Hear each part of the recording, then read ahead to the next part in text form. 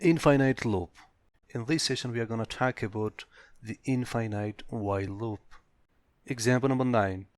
While n is greater than 0, take the period of n, and when you run it, it goes in infinity. Therefore we call it infinite counter while loop.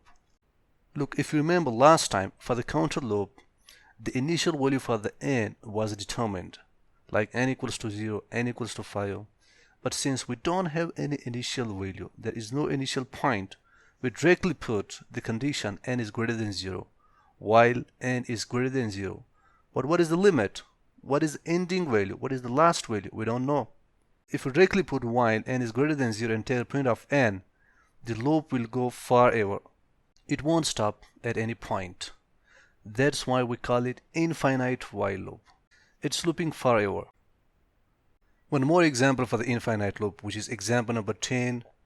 N equals to 1 while true, and then colons, print of n equals to n minus 1, and then print of hello. When you run it, you will get hello. The hello will print forever. It is looping forever. It goes in infinity. That's why we call it infinite while loop. The initial value has been determined. It is n equals to 1. But when it comes to this condition, while true, which means that while loop is true all the times, and then put colons, press the enter button, your print function will start from here, and then take the print of n with a backward looping formula, which is n equals to n minus 1.